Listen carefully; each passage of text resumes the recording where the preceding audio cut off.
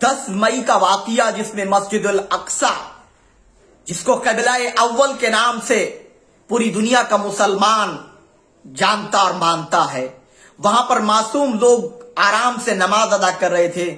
उसी वक्त Israeli forces ने उनको अटैक किया, जिसमें बहुत से फलस्तीनियों की जानें गईं।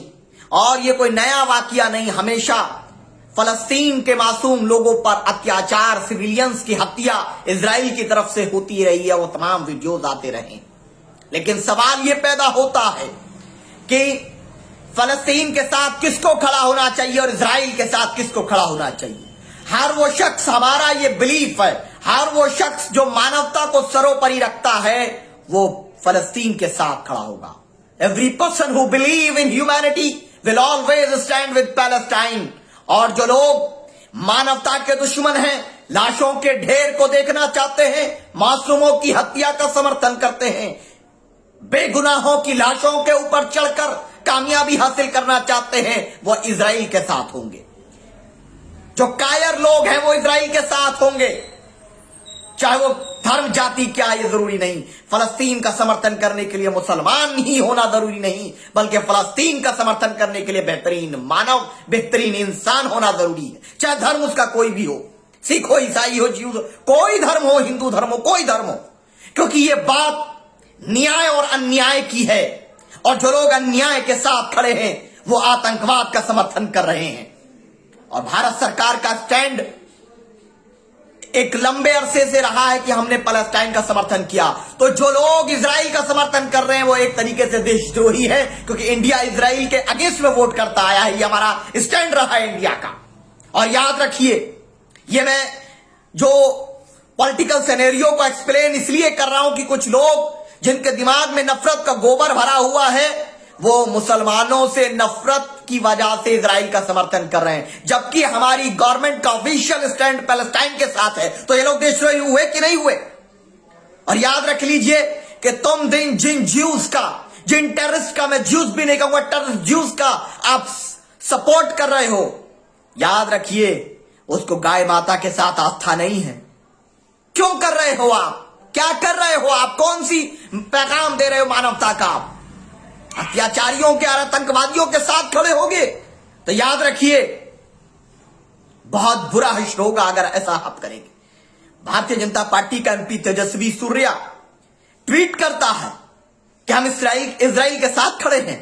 अरे वाह, आप इजराइल के साथ किस लिए खड़े हैं? इसलिए खड़े हैं क्योंकि वो मासूमों पर अत्याचार करे, क्योंकि आप भी अत्याचारियों का समर्थन करने वाले हैं।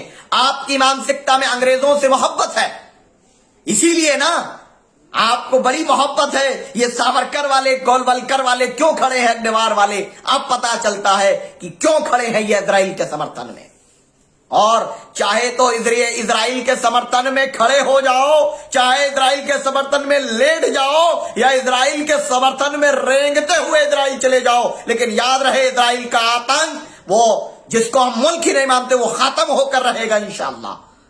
और हम क़यामत तक फलस्तीन के साथ रहेंगे। फलस्तीन का बच्चा गुलामी इख्तियार नहीं करेगा, वो इंकलाब बर्पा करेगा और क़िबला-ए अव्वल की हिफाजत के लिए आखिरी सांस तक लड़ेगा। और इंशाअल्लाह हमारा जो स्टैंड है, हमारे मुल्क का जो स्टैंड अब तक रहा है, हमारा स्टैंड वही स्टैंड रहेगा कि we stand with Palestine. It doesn't matter कि हमारा धर्म क्या, उनका धर्म। It's not about religion, it's about justice only. ये जस्टिस, न्याय का मामला।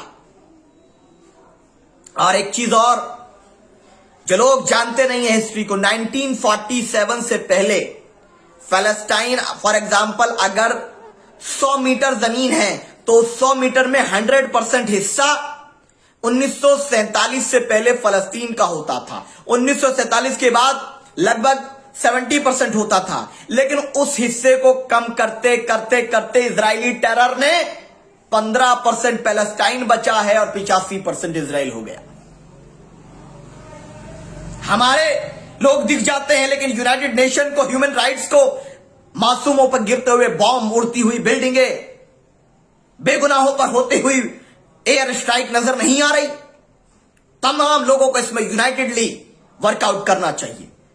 और हमारा स्टैंड बहुत ही स्पष्ट था और है और रहेगा इंशाअल्लाह। हम क़िबला अव्वल के तहफ़्फ़ुज़ के लिए भी जो भी इक़दामात हमारे मुल्क के आइन के तबार से हैं, हम उसके लिए पूरी तरह से तैयार हैं।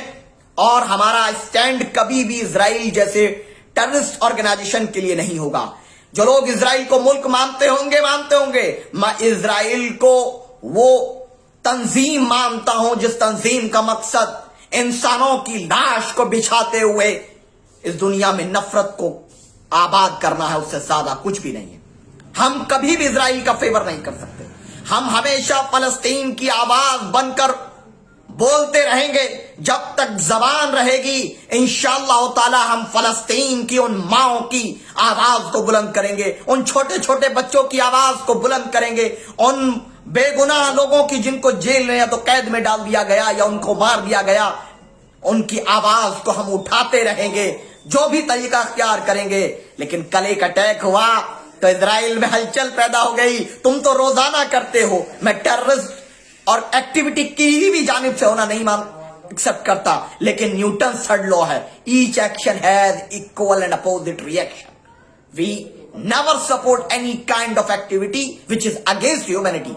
It doesn't matter who is responsible, we always stand with humanity, justice and piece.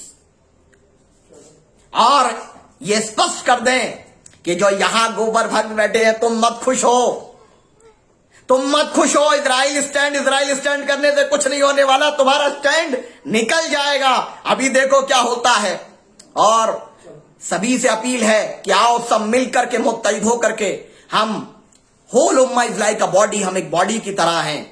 आइए हम लोग फतेह के लिए, इंकलाब, न्याय के लिए जो भी प्रयासों में करें। और मेरा अपील हिंदुस्तान के तमाम धर्म, जाति, संप्रदाय के लोगों से जो मानवता पर विश्वास करते हैं कि हमें मानवतावादी लोगों को पैलेस्टाइन के साथ खड़े होना चाहिए, और अत्याचारी लोग, आतंक समर्थित लोग, वो सब इजराइल के साथ खड़े रहेंगे, ये हमारा विश्वास है।